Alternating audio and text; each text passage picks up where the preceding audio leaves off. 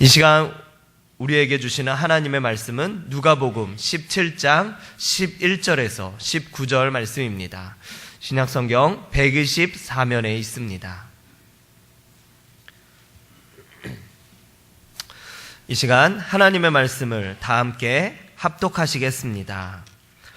예수께서 예루살렘으로 가실 때에 사마리아와 갈릴리 사이로 지나가시다가 한 마을에 들어가시니 나병 환자 10명이 예수를 만나 멀리 서서 소리를 높여 이르되 예수 선생님이여 우리를 불쌍히 여기소서 하거늘 보시고 이르시되 가서 제사장들에게 너희 몸을 보이라 하셨더니 그들이 가다가 깨끗함을 받은지라. 그 중에 한 사람이 자기가 나은 것을 보고 큰 소리로 하나님께 영광을 돌리며 돌아와 예수의 발 앞에 엎드려 감사하니 그는 사마리아 사람이라. 예수께서 대답하여 이르시되 10사람이 다 깨끗함을 받지 아니하였느냐? 그 9은 어디 있느냐? 이 이방인 외에는 하나님께 영광을 돌리러 돌아온 자가 없느냐 하시고 그에게 이르시되 일어나 가라 내 믿음이 너를 구원하였느니라 하시더라. 아멘. 이 시간 서재성 목사님께서 나오셔서 감사의 기적이라는 제목으로 말씀 전하실 때 큰 은혜 받으시길 바랍니다.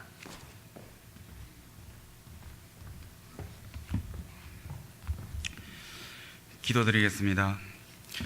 사랑과 은혜가 풍성하신 하나님 아버지 참으로 감사드립니다. 오늘도 3일밤 예배로 하나님 앞에 모일 수 있게 하시고 하나님 앞에 진심으로 예배 드릴 수 있는 저희들을 이 자리에 허락하시니 감사드립니다. 아버지 오늘도 마음의 예물을 하나님께 올려드리는 아버지 모든 성도님들의 그 마음을 받아주시고 믿음의 고백으로 하나님 앞에 나아갈 수 있는 아버지 모든 성도님들 될 수 있도록 축복하여 주시옵소서. 아버지 이 예물이 쓰이는 곳곳마다 하나님의 나라가 확장되는 놀라운 역사가 일어날 수 있도록 인도하여 주시옵소서. 주님께서 이 예배를 온전히 주관하시고 함께하여 주실 줄 믿사오며 살아계신 우리 주 예수 그리스도인 받들어 기도드렸습니다. 아멘. 오늘도 이 수요 예배에 나오신 여러분을 환영하고 축복합니다. 시간이 참 빠른 것 같습니다. 2016년이 된 지 얼마 되지 않은 것 같은데 벌써 3월 달이라니. 올 한 해 후회 없는 삶을 살아가시는 저와 모든 성도님들 되길 다시 한번 소망해 봅니다. 우리가 삶을 잘 살아가기 위해서는 어떻게 살아가는 것이 좋을까요? 삶의 여러 분야를 잘 살펴보면 무슨 일이든지 기본기가 아주 중요하다는 것을 잘 알 수 있습니다. 운동을 배우면 운동을 할 때 제일 먼저 가르쳐 주는 것이 기본 자세입니다. 운동을 할 때 이 기본 자세를 잘 배워야 나중에 실력도 늘고 좋은 점수도 받게 됩니다. 저도 예전에 유도를 했는데 유도할 때 기본 자세만 한참 동안 훈련했던 것 같습니다. 그리고 넘어지는 것만 또 한참 동안 배웠던 것 같습니다. 기본이 중요하고 또한 잘 넘어져야 또 다른 사람을 잘 넘어뜨린다고 수도 없이 맺혀졌던 것 같습니다. 여러분 타이거 우즈라는 골프 선수 아십니까? 지금은 잘 보이지 않는데 예전에 이 타이거 우즈라는 골프 선수가 있었습니다. 이 선수가 정상을 향해서 달려나갈 때 자신의 타격 폼에 문제가 있다는 것을 발견했습니다. 그래서 그는 이 타격 폼을 수정하려고 했습니다. 그런데 이 타이거 우즈와 함께하던 코치들이 다 반대를 했습니다. 지금 타격 폼을 수정하게 되면 지금 나오는 점수도 나오지 않게 된다고, 점수도 엉망이 될 거라고 그렇게 반대를 했습니다. 그럼에도 불구하고 이 타이거 우즈가 자신의 타격 폼이 잘못되었다는 것을 알고 이 과감하게 이 자신의 타격 폼을 수정하게 됩니다. 그렇게 했더니 한 1년 반 정도 이 타이거 우즈의 점수가 곤두박질 쳤습니다. 익숙하지 않은 그런 자세로 이 골프를 치니까 점수가 좋게 나올 리가 없는 것입니다. 하지만 꾸준히 이 기본 자세를 연습해 나가고 자신의 잘못된 타격 폼을 수정해 나가자 1년 반 정도의 시간이 지나니까 오히려 이 타이거 우즈의 점수가 올라가기 시작했습니다. 그리고 최정상의 선수가 되었던 것입니다. 또 다른 운동의 예를 살펴보자면 여러분 잘 아시는 김연아와 일본의 아사다모아가 있습니다. 이 김연아의 그런 스케이팅 자세는 스케이팅의 그런 교과서라고 할 정도로 이 정확한 자세를 구사한다고 합니다. 반면에 이런 화려한 퍼포먼스에 집중했던 이 아사다마오는 여러분이 잘 알다시피 김연아에게 밀리게 되고 김연아는 세계 정상을 차지하게 됩니다. 운동에서뿐만 아니라 공부에서도 마찬가지입니다. 음악에서도 마찬가지입니다. 음악을 배울 때도, 피아노를 칠 때도, 어떤 기타를 배울 때도 기본적인 자세를 잘 배울 때 실력이 나중에 일치월장할 수 있다는 것입니다. 공부도 마찬가지죠. 공부하는 자세가 습관이 잘 들여져야, 좋은 자세가 들여져야 이 공부가 나중에 재미있고 정말 좋은 성적을 나올 수 있다는 거죠. 그렇게 이 모든 것에서 기본이 중요했던 것 같이 이 신앙에서도 마찬가지라는 것입니다. 신앙생활에서 건강한 신앙생활을 하기 위해 좋은 기본기가 있어야 된다는 것입니다. 처음에 전도한 사람이 누군지, 초신자 때 이 신앙의 초기에 누군가에게 많은 영향을 받았는지에 따라 그 사람의 신앙의 기본기가 달라질 수 있다는 것입니다. 신앙의 초기에 이 신앙의 기본기를 잘못 배우게 되면 나중에 올바른 신앙생활을 하지 못하게 된다는 것입니다. 누가복음 17장을 보면 이러한 신앙의 기본기에 대해서 이야기하고 있습니다. 그 중에서도 오늘 본문은 감사에 대해서 이야기하고 있습니다. 이 감사가 건강한 신앙생활을 하는데 중요한 역할을 하는 것입니다. 왜 감사가 건강한 신앙생활을 하는데 중요한 것일까요? 그것은 첫째로 우리의 삶에 있어서 당연한 것은 없다는 것입니다. 예수님이 지나가실 때 10명의 문둥병자들이 예수님께 고쳐달라고 소리칩니다. 예수님은 그들에게 제사장에게 가라고 이야기합니다. 왜 제사장에 가냐 하면 그 당시 병자들이 나았다는 것을 증명해 주는 역할이 이 제사장에게 있었다는 것입니다. 그래서 10명의 문둥병자들은 제사장에게로 가게 됩니다. 가는 도중에 이 10명의 문둥병자들이 낫게 됩니다. 그런데 9명은 오지 않았고 그 중에 1명만이 예수님께 돌아와서 감사했다는 이야기가 오늘 본문의 주된 이야기입니다. 그토록 드러난 이야기는 감사하지 않은 9명과 감사한 1명의 이야기입니다. 하지만 좀 더 깊이 들어가면 이 9명과 1명의 또 다른 특징이 있습니다. 16절을 보게 되면 PPT 띄워주세요. 예수의 발 아래에 엎드려 감사하니 그는 사마리아인이라 이렇게 이야기합니다. 사마리아 사람이라는 것이 강조되고 있습니다. 18절도 한번 보시겠습니다. 이 이방인 외에는 하나님께 영광을 돌리러 돌아온 자가 없느냐 하시고, 이 이방인 외에는 하나님께 영광을 돌리러 돌아오는 자가 없느냐. 이 사람이 이방인이라는 사실을 주님이 또다시 재차 강조하고 있는 것입니다. 표면적으로 보면 감사하지 않은 9명과 감사하러 온 1명의 이야기인데, 자세히 살펴보면 감사하지 않은 9명의 유대인과 감사하러 온 1명의 이방인, 사마리아인, 이 이야기가 강조되고 있다는 것입니다. 유대인들은 감사하지 않았는데 사마리아인, 예수님의 표현을 빌자면 이방인은 예수님께 찾아와서 감사했다는 것입니다. 여기에 중요한 메시지가 있습니다. 왜 유대인은 감사하지 않았을까요? 우리가 상식적으로 생각해보면 왜 자신의 병을 고쳐준 것에 대해서 감사하지 않았을까 하는데, 여기에는 이 유대인들의 배경을 좀 알 필요가 있습니다. 유대인들은 어렸을 때부터 절기에 따라서 신앙생활을 하게 됩니다. 1월 1일이 되면 이스라엘 백성들이 출애굽하는 달입니다. 그런데 우리로 치면 유대인들의 1월 1일은 7월 달입니다. 7월 달이 유대인들에게는 새해인 것입니다. 그래서 새해가 된 유대인들은 출애굽한 날로부터 자신들의 절기가 시작됩니다. 그래서 14일이 되면 유월절에 대한 감사를 시작합니다. 그렇게 시작한 유대인들의 절기가 맥추절과 또한 추수감사절 이렇게 이어집니다. 유대인들의 3대 절기인 유월절, 맥추절, 장막절, 더불어 이 추수감사절, 이 모든 절기가 뭐가 관계가 되어 있습니까? 모두 감사와 관계되어져 있습니다. 뿐만 아니라 유대인들은 아침에 일어나면 하나님께 감사 기도를 드리고 저녁에 또 하나님께 감사의 기도를 드리도록 되어 있습니다. 유대인들은 하나님께 대해 감사를 드리는 것이 생활화되어 있었다는 것입니다. 이러다 보니까 유대인들은 하나님의 은혜에 대해서 조금은 소홀하게 생각하는 그러한 경향이 있었습니다. 다른 말로 표현하자면 하나님의 은혜에 대해서 당연시 생각하는 그러한 경향이 있었다는 것입니다. 자신의 문둥병이 고쳐지는 그런 기적을 경험하면서도 그들에게 이 사건이 그렇게 크게 감동적으로 다가오지 않았던 것입니다. 여러분들에게도 이 이야기가 크게 감동적으로 다가오지 않는 것 같습니다. 다른 이야기를 하나 해드리겠습니다. 사진을 한번 띄워주세요. 이 아이는 13살이었습니다. 소아 백혈병에 걸렸던 아이였습니다. 2007년 1월 14일에 사망했습니다. 이 아이가 이 소아 백혈병 때문에 사망했는데, 이 아이를 소개한 이유는 이 아이 꿈이 작가였습니다. 그래서 옆에 있는 정표 이야기라는 책을 내었습니다. 정표 이야기라는 이 책은 백혈병을 후원하는 단체에서 어린아이 백혈병이 얼마나 큰 것인가에 대해서 홍보하기 위해서 책을 출판한 것인데, 이 아이 이름이 이정표라고 하고 서울에 사는 초등학교 6학년 학생이었습니다. 이 척수를 이식하기는 했지만 결국에는 부작용으로 죽게 되었답니다.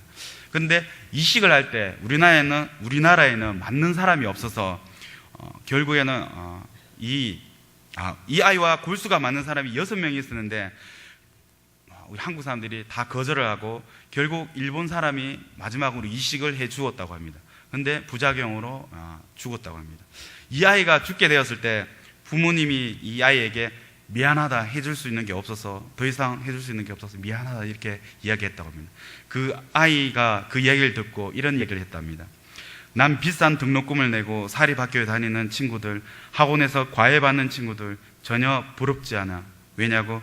난 병원이라는 학교에서 소아 백혈병이라는 전문 과목을 1년 동안 온몸으로 배웠고 숨쉬고 살아있는 게 얼마나 대단하고 감사한 일인지 알잖아. 난 친구들이 감히 상상도 하지 못하는 1억 원짜리 고액 과외를 받았어. 파란 하늘, 맑은 공기, 이런 걸 느끼기만 해도 얼마나 행복한지 몰라. 학교 다닐 때는 운동장에 흙을 밟고 다니는 게 당연하다고 생각했는데 지금은 그 흙이 너무 감사해. 한 줌 흙을 떠서 혹시라도 거기서 지렁이가 나오면 오 아가 하며 살아 꿈틀대는 그 모습에 감격할 거야. 이런 이야기를 했다고 합니다. 여러분, 오늘 예배에 나오는 거에 대해서 감사하셨습니까? 아니면 당연한 거였습니까? 여러분, 저와 여러분의 삶 속에서 문제가 되고 있는 것은 엄청난 은혜를 받고 있으면서도 우리가 이 모든 은혜를 너무나도 당연하게 생각하는 것입니다. 오늘 본문에 나오는 이 9명의 유대인과 같이 저와 여러분들에게는 하나님의 은혜를 받고 살아가는 이 사실이 너무 당연하게 여기고 살아가고 있다는 것입니다. 이 당연한 사실에 대해서 아무런 감격도 없고 감사하지 않는다는 것입니다. 여러분, 숨 쉬는 것에 대해서 감사하십니까? 새 아침을 맞은 그 사실에 대해서 감사하십니까? 우리가 바로 이 9명의 유대인과 같은 모습이 있다는 것입니다. 우리가 하나님께 감사하지 못했던 이 9명이 바로 우리의 모습이라는 것입니다. 이것이 우리 마음에 있는 그런 하나의 성품입니다. 당연한 것에 감사하지 못하는 아주 오래되고 부패한 성품을 이야기하는 것입니다. 그것을 깨닫게 해주기 위해서 오늘 사건이 기록된 것입니다. 여러분, 오늘도 식사하고 나서 여러분에게 혹시 누군가가 커피 한 잔 드리면 여러분이 뭐라고 하십니까? 감사합니다, 또는 고맙습니다 이런 표현을 하지 않습니까? 그런데 여러분, 아내가 집에서 밥을 해주고 커피를 타서 주면 여러분 고맙다고 말을 하십니까? 권사님들은 웃고 계신데 아내가 아침에 밥상을 차려주면 고마운 겁니까? 당연한 겁니까? 감사하다고 이야기하시나요? 고맙다고 이야기하시나요? 정말 나를 위해서 밥 해주고 빨래 해주고 챙겨주는 사람에게는 한 번도 고맙다는 말을 하지 않으면서 어쩌다 커피 한 잔 타주는 다른 사람들에게는 감사합니다, 고맙습니다 이렇게 잘 표현하시죠. 여러분, 어떻게 생각하세요? 우리 마음속에 크게 왜곡되고 잘못되고 있는 이 모습이 너무나 당연시 생각하는 그러한 경향이 있다는 것입니다. 우리 안에 당연한 것은 없습니다. 뭐가 당연한 것입니까? 부모님이 자녀들을 위해서 희생하고 수고하는 것이 당연한 것입니까? 그런 부모님이 수고하시는 것에 대해서 고맙다고 말하는 것이 당연한 것입니다. 우리의 마음속에 잘못된 것은 당연하다고 생각하는 이 마음이라는 것입니다. 이 9명의 유대인들은 늘 하나님의 은혜에 대해서 감사하고 살아가다 보니까 문둥병이 고침 받았음에도 불구하고 그것을 가지고 하나님께 감사해야겠다는 그런 감격이 식어져 버린 것입니다. 여러분, 하나님께서 아담과 하와를 위해서 얼마나 아름다운 에덴 동산을 허락해 주셨습니까? 그 에덴 동산 가운데 얼마나 풍성한 먹을거리를 주셨습니까? 그런데 그 가운데 선악과 하나 못 먹게 하는 것이 뭐 그리 큰 일이라고 불평불만을 하다가 결국에 그것을 먹고 맙니다. 얼마나 많은 것을 주셨는데 그것 하나 가지고 불순종하는 것입니까? 사랑하는 성도 여러분, 우리의 삶을 살아가다 보면 감격하지 못하고 감동하지 못하는 것은 결코 환경의 문제가 아니라는 것입니다. 여러분의 아내나 남편이 여러분에게 잘해주지 못했어가 아니라는 것입니다. 문제의 원인은 나에게 있다는 것입니다. 감사할 줄 모르고 당연하게 생각하는 내 삶의 잘못된 그런 기본 자세, 여기에 문제가 있는 것입니다. 이 삶의 기본 자세를 고치지 못한다면 그 사람에게 뭘 갖다 줘도 불만일 것입니다. 뭘 갖다 줘도 불평거리를 찾게 되는 것입니다. 이 본문에서 하나님이 우리에게 말씀해 주고 있는 것이 바로 이것입니다. 삶에서 당연한 것은 없다. 당연한 것은 없습니다. 모든 것이 하나님의 은혜고 모든 것이 감격이라는 것입니다. 저와 여러분들이 눈을 뜨고 걸어다니고 숨 쉴 수 있고 이야기할 수 있는 이 모든 것이 하나님의 은혜요 감격이요 축복이라는 것입니다. 만약 이 모든 것에 감사하지 못하고 당연하게 여기고 있다면 우리의 마음이 문제라는 것입니다. 17절을 보면 예수께서 대답하여 이르실 때 10사람이 다 깨끗함을 받지 아니하였느냐 그 9은 어디 있느냐 이렇게 묻습니다. 주님이 말씀하시는 것입니다. 내가 너에게 똑같은 은혜를 베풀지 않았느냐, 근데 9은 어디에 있느냐, 그 9명은 어디에 갔느냐. 그리고 18절에 이렇게 말씀하십니다. 이 이방인 외에는 하나님께 영광을 돌리러 돌아온 자가 없느냐. 이방인은 하나님께 감사했다는 것입니다. 남편은 감사하지 않는데 오히려 그 집에 놀러온 손님이 감사하는 것입니다. 뭐가 문제인 것입니까? 여러분에게 한 가지 제안을 하고자 합니다. 설교만 듣고 끝나는 것이 아니라 실천해 보자는 것입니다. 예전에 제가 훈련받을 때 이강천 목사님이 제안한 것인데 감사를 느낄 때마다 하나님께 감사의 1,000번제를 한번 드려보라는 것입니다. 전에도 제가 한번 얘기했던 것 같은데 이 감사의 1,000번제, 액수는 부담되지 않는 선에서 1,000원도 좋고 2,000원도 좋고 이렇게 여러분이 부담되지 않는 범위 내에서 액수를 정하시고 감사를 깨달을 때마다 감사의 제목을 적으면서 하나님께 감사의 1,000번제를 해보라는 것입니다. 이성혁 선수도 그 홈런을 치기 위해서 1,000번 이상씩 연습한다고 하지 않습니까? 우리도 감사의 1,000번제를 드려보자는 것입니다. 그리고 또 하나는 하나님께만 하지 말고 사람에게도 연습하는 것입니다. 여러분의 주위의 사람들에게 감사의 표현을 하라는 것입니다. 좀 쑥스러울 수도 있지만 감사의 표현을 연습해 보는 것입니다. 가장 좋은 것은 여러분의 아내나 남편 그리고 자녀들에게 하는 것입니다. 자신의 가족들에게 먼저 감사의 표현을 1,000번 이상씩 해보는 것입니다. 그럼 여러분의 삶이 더 풍성해지고 감사가 넘쳐나게 될 것입니다. 여러분의 삶뿐만 아니라 여러분에게 감사의 소리를 듣는 그 모든 사람에게 감사가 절로 넘쳐나게 될 것입니다. 이 두 가지 훈련을 한번 도전해 보십시오. 순종하는 자에게 복이 있다고 합니다. 여러분, 감사의 1,000번제를 하나님께 한번 드려보시기 축복합니다. 두 번째는 왜 감사가 이 건강한 신앙생활을 하는 기본기라는 것일까요? 감사는 하나님께 영광을 돌리는 일이라고 합니다. 여러분 18절 말씀을 다시 보면 이 이방인 외에는 하나님께 영광을 돌리러 돌아온 자가 없다고 합니다.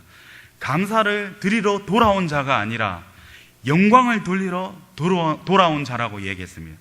감사와 영광을 같은 것으로 이야기하고 있는 것입니다. 여러분 이것이 우리 삶에 많은 것을 느끼게 합니다. 여러분 예수 믿는 사람들이 늘 감사를 입에 달고 산다면 하나님께 영광이 되는 것입니다. 반면 예수 믿는 사람들이 늘 불평불만을 입에 달고 산다면 하나님께 영광이 되지 않는 삶을 사는 것입니다. 여러분 어떤 분이 주일 예배는 물론이고 저녁 예배와 또한 수요 예배, 금요 기도회, 새벽 기도회 너무나도 예배마다 절대로 빠지지 않고 참석하는 그런 분이 계신다고 생각해 보십시오. 그런데 그분이 입만 열면 불평불만을 쏟아냅니다. 예배 잘 드리고 집에 가다가 막 불평불만을 쏟아냅니다. 그럼 그 사람을 보고 여러분 어떤 생각이 됩니까? 야, 예배 잘 드리니까 참 신앙생활 열심히 하고 잘하지 이런 생각이 됩니까? 아닙니다. 그 사람이 진짜 예배 드리는 사람이라면, 진짜 기도하는 사람이라면, 신앙을 갖고 있는 사람이라면 그가 감사하는 삶이 그의 삶 속에 배어있게 되고 그 삶이 자연스럽게 하나님께 영광이 되는 삶을 살아갈 수 있게 되는 것입니다. 감사는 감사로 끝나는 것이 아니라 감사가 바로 예배인 것입니다. 예수 믿는 사람들이 늘 감사만 입에 달고 살아도 하나님께 영광이 되고 예배가 되는 것입니다. 예수 믿는 사람들이 어떻게 하나님께 영광을 가리는 줄 아십니까? 얼굴에 인상 쓰고 불평불만하고 다니면 하나님의 영광을 가리게 된다는 것입니다. 시편 50편 23절을 보여주십시오. 감사로 제사를 드리는 자가 나를 영화롭게 하나니 그의 행위를 옳게 하는 자에게 내가 하나님의 구원을 보이리라 이렇게 이야기하고 있습니다. 여러분, 감사로 제사를 드리는 것이 하나님께 영광을 돌리는 것이라고 이야기합니다. 여러분, 찬송가 429장을 보면 여러분 잘 아시는 찬양, 세상 모든 풍파들을 흔들러 약한 마음 낙심하게 될 때에 내려주신 주의 복을 세어라, 주의 크신 복을 내가 알리라, 이렇게 찬양의 가사가 있습니다. 하나님의 주신 복을 세어보면 감사가 넘치게 된다는 것입니다. 남편과 아내의 사이가 멀어질 때 가장 좋은 방법은 남편과 아내에게 감사한 일을 적어보라는 것입니다. 아버지 학교, 어머니 학교를 가면 이렇게 한다고 합니다. 아버지 학교 스텝으로 섬기는 이주택 집사님 맞나요? 한번 적어보십시오. 일부러라도 한번 적어보십시오. 저도 아내 생일 때인가 결혼기념일 때 아내한테 감사하다고 이렇게 짧은 메모를 적은 적이 있는데, 그걸 적으면서 새삼스럽게 아내에게 감사한 마음이 들었던 적이 있었습니다. 내가 정말 아내에게 불평불만이 있을 때, 남편에게 불평불만이 있을 때 이런 걸 한번 적어보십시오. 감사의 편지를 한번 적어보십시오. 관계가 회복된다고 합니다. 여러분, 일부러라도 그렇게 한번 해보십시오. 내가 저 사람에게 감사한 것이 무엇이 있을까? 그럴 때 그렇게 감사한 마음을 억지로라도 찾아낼 때 하나님께서 내가 잘못된 길로 들어서는 것을 막아주신다는 것입니다. 그것이 바로 감사입니다. 여러분, 예배는 우리의 본질입니다. 모든 그리스도인의 본질입니다. 하나님이 우리를 창조하신 목적이 바로 예배입니다. 그런데 뭐가 예배입니까? 바로 감사가 예배인 것입니다. 따라서 우리가 감사하는 삶을 살아갈 때에 우리가 사는 기쁨을 누리게 되고 삶의 행복을 느끼게 된다는 것입니다. 왜 불평을 느끼십니까? 왜 행복하지 못합니까? 감사를 잃어버렸기 때문입니다. 하나님께서 여러분에게 주신 복을 세워보시고 여러분의 가까이 있는 사람들한테 감사하는 것을 한번 이야기해 보십시오. 잘못했다가도 우리의 감사보다는 부족함과 불평함으로 가득 채울 때가 많습니다. 복을 세는 것이 바로 예배인 것입니다. 복을 세고 감사하는 것이 바로 예배라는 것입니다. 또한 세 번째로, 왜 감사가 건강한 신앙생활을 하는 기본인가? 감사는 믿음이기 때문입니다. 19절을 한번 보겠습니다. 그에게 이르시되 일어나 가라, 내 믿음이 너를 구원하였느니라 하시니라, 이렇게 이야기합니다. 여기서 말하는 믿음이 무엇일까요? 내 믿음이 너를 구원했다고 했을 때 여기서 말하는 믿음은 바로 감사인 것입니다. 여러분, 감사할 때 비로소 그 믿음이 건강한 믿음이 되는 것입니다. 예수님이 길을 가실 때 10명의 나온 자들이 소리쳤습니다. 그것도 멀리 서서 소리쳤습니다. 나병 환자들은 사람들이 있는 곳에 가까이 갈 수 없었습니다. 이 나병 환자들이 더구나 이 피부만 손상되는 것이 아니라 이 성대도 손상이 된다고 합니다. 큰 소리를 지를 수 없는 이 나병 환자들이 10명이 모여서 멀리 떨어져서 예수님께 소리치는 것입니다. 예수님, 우리를 긍휼히 여겨 주시옵소서, 이렇게 외치고 있는 것입니다. 예수님이 또한 그들에게 와서 그들을 붙잡아 주시고 고쳐주시고 제사장에게 가라고 했던 것이 아닙니다. 예수님도 역시 멀리 떨어져서 제사장에게 가라, 이렇게 얘기했던 것입니다.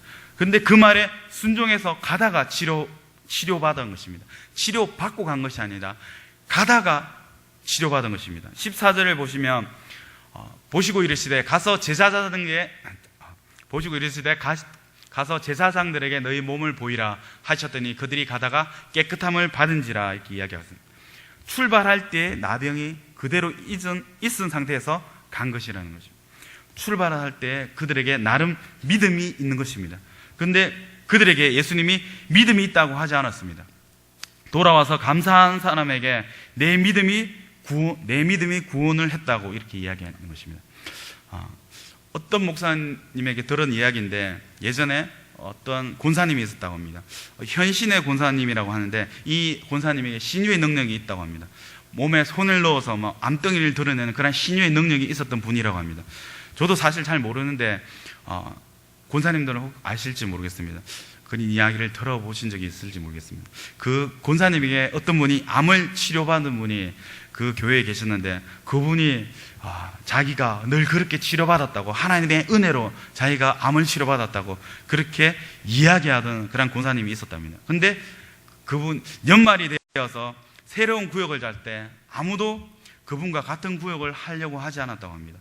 같은 구역을 시키면 자기는 교회를 나가겠다고 하셔서 결국은 그분 혼자 자기 홀로 나홀로 구역을 하셨다고 합니다. 병을 고치거나 그런 암에서 고침을 받는다고 해서 믿음이 있다고 하지 않습니다. 하나님께 기도하고 하나님의 축복을 경험하는 것이 온전한 믿음이 아닙니다. 진정한 믿음은 감사의 자리에 갈 때 진정한 믿음이고 건강한 믿음인 것입니다. 다니엘서 6장 10절 보면 뭐라고 얘기하죠? 다니엘이 이 조세 왕의 도장이 찍힌 것을 알고도 자기 집에 돌아가서는 윗방에 올라가 예루살렘을 향한 창문을 열고 전에 하던 대로 하루에 3번씩 무릎을 꿇고 기도하며 그의 하나님께 감사하였더라, 이렇게 이야기합니다. 여러분이 잘 아는 것처럼 이 다니엘이 사자굴에 들어간 사건입니다. 다니엘을 시기하던 사람들이 30일 동안 왕 이외에는 어떤 사람에게도 어떤 신에게도 절하거나 기도하지 못하게 했습니다. 이 법이 통과되고 왕의 의인이 찍히고 그 법이 시행됩니다. 근데 그 법을 시행한 사람이 누구이냐 하면 다니엘이었습니다. 다니엘 역시 치리자였기 때문에, 관리였기 때문에, 최고의 자리에 있던 관리 중에 한 명이었기 때문에 다니엘 역시 이 법을 알고 직접 시행하라고 명령을 내렸던 사람입니다. 그런데 이 다니엘이 하나님께 구해달라고, 도와달라고 기도하지 않습니다. 살려달라고 하지 않습니다. 감사했다고 얘기합니다. 이때 다니엘의 나이가 한 80세 정도였다고 합니다. 어떻게 감사 기도를 드릴 수 있었을까요? 천국 가면 다니엘 만나면 알 수 있겠죠. 하지만 한번 생각해보면 이렇게 기도하지 않았나 생각해 봅니다. 하나님, 10대 때 이 나라에 포로로 잡혀와서 지금까지 하나님 지켜주심에 감사합니다. 이 나라에서 신앙을 지키게 하시고 고위 관리가 되어서 내 나라, 내 민족을 위해서 일하게 하시니 감사합니다. 내일 사자밥이 될지라도 감사해 주겠습니다. 이런 마음으로 기도하지 않았을까요? 사역을 하면서 이런저런 분들과 많은 이야기를 나누며 많은 간증을 듣게 됩니다. 신앙생활을 하다 보면 하나님 주시는 은혜로 축복받았다는 이야기를 많이 듣게 됩니다. 병이 고침받았다, 이런 축복을 받았다, 저런 축복을 받았다. 그런데 그런 분들이 다시 어려움을 당하면 어떻게 하나님이 살아계시다면 그럴 수 있습니까? 이렇게 원망할 때가 있습니다. 그렇다면 지금까지 받은 하나님의 축복과 은혜는 다 무엇입니까? 하나님께서 지금까지 만나주신 그 은혜와 기도 응답이 확실하다면 그 시련과 어려움이 있을 때 하나님이 지금 이해할 수 없는 시련과 어려움이 무엇인지 모르지만 감사합니다. 하나님이 저를 지켜주실 줄 믿습니다. 저를 도우실 것을 감사합니다. 이렇게 기도할 수는 없냐는 것입니다. 그렇게 하기 전까지는 우리는 하나님을 믿는 것이 아니라는 것입니다. 진정한 믿음이 아니라는 것입니다. 지난 세월 오랫동안 경험한 하나님을 통해서 이해되지 않는 어려움과 그런 시련 속에서 하나님께 감사할 수 없냐는 것입니다. 여러분, 마지막으로 누가복음 7장을 한번 보겠습니다. 누가복음 7장 36절부터 38절까지 한 절씩 교독 한번 하도록 하겠습니다. 제가 먼저 교독하도록 하겠습니다. 한 바리새인이 예수께 나와 자기와 함께 잡수시기를 청하니 이에 바리새인의 집에 들어가 앉았을 때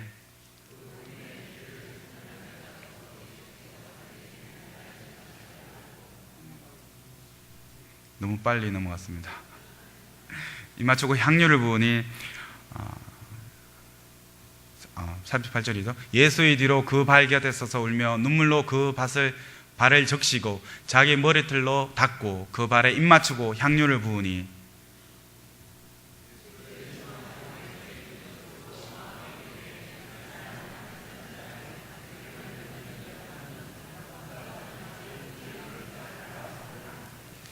예수께서 대답하여 이르시되 시몬아, 내가 내게 이를 말이 있다 하시니 그가 이르되 선생님 말씀하소서.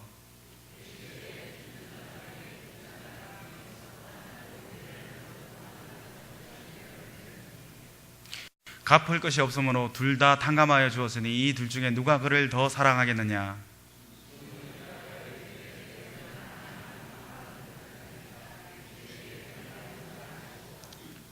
그 여자를 돌아보시며 시몬에게 이르시되 이 여자를 보느냐? 내가 내 집에서 들어올 때 너는 내게 발 씻을 물도 주지 아니하였으되 이 여자는 눈물로 내 발을 적시고 그 머리털로 닦았으며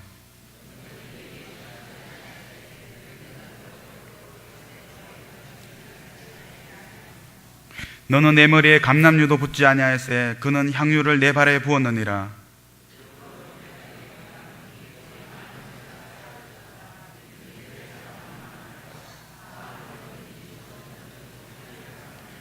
이에 여자에게 이르시되 내 제사함을 받았느니라 하시니. 아멘. 자, 이 바리새인은 예수님을 위해서 잔치를 베풀면서도 감사로 기쁨으로 하지 않은 것입니다. 의무감으로 보여주기 위해서, 사람들에게 보여주기 위해서 이렇게 예수님을 초대하고 잔치를 베풀었던 것입니다. 반면에 이 여인은 감사가 넘쳐서 향유를 부은 것입니다. 여러분, 감사함으로 아내와 남편과 살아본 적이 있습니까? 자기가 멋있어서 예뻐서 여러분의 아내와 남편이 여러분과 살고 있는 것입니까? 제가 요즘 느끼는 건데요, 제가 잘나서 제 사모가 저와 살아주는 것이 아니라는 생각이 들었습니다. 오늘도 점심 식사를 하면서 제 아내가, 제가 동갑이라니까 믿지를 않은 것이었습니다. 제 아내가 동안이다고, 어려 보인다고 그런 이야기를 하는 것이었습니다. 제가 아내한테 그런 얘기를 들을 때마다 오해하지 말라고, 예의로 하시는 거라고 그런 얘기를 합니다. 제 아내가, 전명사모가 저와 살아주는 것이 저를 사랑해 주는 것이라는 생각이 들었습니다. 여러분, 그래서 더욱 감사해야 되겠다는 생각이 들었습니다. 여러분, 그렇지 않습니까? 여러분의 아내나 남편이 여러분의 단점에도 불구하고 덮어주고 사랑해 주는 것입니다. 여러분, 감격으로 살아가고 계십니까? 여러분들이 교회에서 찬양대를 하든 교사를 하든 식당 봉사를 하든 그것이 감사의 마음으로 하고 있냐는 것입니다. 우리의 삶의 동기들이 감사와 감격의 마음으로 하고 있냐는 것입니다. 우리는 날마다 눈물을 흘려야 합니다. 우리가 상대편을 바라볼 때 감사해서 눈물이 나고, 감격해서 눈물이 나고, 고마워서 눈물이 나고, 그 감격으로 살아갈 때 하나님이 우리에게 의도하신 그 풍성한 삶을 누릴 수 있다는 것입니다. 바로 이것이 감사입니다. 오늘 주님께서는 바로 이 감사를 깨우쳐 주기 위해서 이 사건을 우리에게 소개해 주고 계신 것입니다. 저와 여러분의 삶 속에서 더 이상 당연한 것은 당연하다고 여기지 마시기 바랍니다. 저와 여러분의 삶 속에서 감사가 예배라는 사실을 기억하시기 바랍니다. 아무쪼록 이 감사의 기본기가 우리의 삶 속에 더욱 풍성하기를 축원드립니다. 우리가 함께 기도했으면 좋겠습니다. 우리에게 주신 모든 것에 감사하지 못한 회개의 기도를 먼저 드리고요, 우리에게 주신 모든 것에 감사하는 기도를 드렸으면 좋겠습니다. 그리고 성지순례 중에 계시는, 성지순례 일정 중에 계시는 목사님과 그 일행들을 위해서, 안전을 위해서, 또한 다녀와서 그 성지순례 가운데 받은 큰 은혜를 우리가 나눌 수 있게 해달라고 성지순례 팀을 위해서 오늘 말씀을 두고 이 시간 주여 한번 외치고 간절히 기도드리겠습니다. 주여! 할렐루야, 주님을 찬양합니다. 할렐루야, 주님의 능력 가운데 나가시는 저희 모두가 되게 도와주시옵소서. 온전히 주님을 바라보고 온전히 주님의 능력 가운데 나가시는 저희들이 되게 도와주시옵소서. 아버지, 우리가 당연한 것을, 아버지가 감사하지 못했던 그런 저희들의 모습을 용서하여 주시옵소서. 아버지, 우리에게 주시는 그 모든 것에 감사하지 못했던 것을 용서하여 주시옵소서. 하나님, 우리에게 주신 모든 것에 감사함으로 하나님 앞에 나갈 수 있는 저희들이 되게 도와주시옵소서. 당연한 것은 없습니다. 하나님 우리에게 모든 것을 허락하신 그 모든 것에 감사함으로 하나님 앞에 나가게 하여 주시옵소서. 작은 일에도 감사함으로 하나님 앞에 나갈 수 있는 저희들이 될 수 있도록 하나님 인도하여 주시옵소서. 아버지, 나의 아내에게, 나의 남편에게, 나의 자녀들에게, 아버지, 나의 이웃들에게, 나의 형제자매들에게 감사를 표현할 수 있는 저희들이 되게 도와주시옵소서. 아버지, 감사합니다. 아버지, 하나님 우리에게 주신 모든 것에 감사합니다. 하나님 인도하여 주시옵소서. 아버지, 또한 성지순례 중에 계시는 아버지 담임 목사님을 비롯해 그 모든 일행들을 위해서 기도합니다. 아버지, 안전을 지켜주시옵고 오고 가는 모든 일정 가운데 하나님께서 피곤치 않게 하시고, 하나님께서 지켜주시고 보호하시고 역사하셔서 하나님께서 역사하셨던 그 땅, 그 장소에 가서 하나님의 그 인도하신 하나님의 발자취를 보고 돌아오게 하여 주시옵소서. 그리고 그 땅 가운데 아버지 그 땅 가운데 받은 은혜를, 아버지 그 은혜를 받고 돌아와서 아버지 우리 성도들과 함께 나눌 수 있는 아버지 성지순례팀 될 수 있도록 축복하여 주시옵소서. 아버지, 이 교회 가운데 더욱더 큰 은혜가 넘쳐나게 하여 주시옵소서. 하나님 주시는 은혜 가운데 아버지 더욱더 주님을 바라보는 아버지 우리 모두 성도들 될 수 있도록 하나님 인도하여 주시옵소서. 주님의 은혜 가운데 나아갈 수 있도록 인도하여 주시옵소서. 사랑해 주님, 감사합니다. 하나님, 우리에게 주신 그 모든 것이 당연한 것이 아닌 하나님의 은혜요, 하나님의 축복이라는 그 사실을 잊지 않게 하여 주시옵소서. 우리가 하나님 앞에 감사하지 못했던 것들이 있다면 아버지 용서하여 주시옵소서. 아버지, 우리에게 주신 모든 것이 하나님의 은혜임을 고백하고 늘 감사하는 저희들이 마음이 될 수 있도록 인도하여 주시옵소서. 아버지, 우리들의 삶의 기본기가, 신앙의 기본기가 감사로 넘쳐나게 하시고, 그 감사가 우리의 삶 가운데 자연스럽게 드러나서 아버지 믿지 않는 많은 사람들에게 아버지 삶의 예배, 감사의 예배를 드릴 수 있는 저희 모두가 되게 도와주시옵소서. 아버지 또한 성지순례 일정 중에 계시는 담임 목사님과 아버지 그 일행들을 축복하시다 아버지 이스라엘 그 모든 이동 중에나 아버지 그 모든 일정 가운데 하나님께서 보호하시고 지켜주시다 하나님의 큰 은혜 가운데 보호하신 가운데 인도하신 가운데 성지순례를 잘 마치고 돌아올 수 있도록 축복하여 주시옵소서. 그리고 그 땅 가운데 하나님 예수 그리스도의 발자취를 아버지 보고 돌아와서 그 받은 은혜를 아버지 우리 교회 모든 성도들과 기쁨으로 나누게 하시고 그 은혜가 우리들에게도 흘러넘칠 수 있도록 하나님 인도하여 주시옵소서. 주님께서 우리 이 땅 가운데 더욱더 주님을 영광스럽게 아버지 하나님께 영광 올려드리며 나아갈 수 있는 저희 모든 성도님들 될 수 있도록 축복하여 주셨기를 원하며 살아계신 우리 주 예수 그리스도의 받들어 기도드렸습니다. 아멘.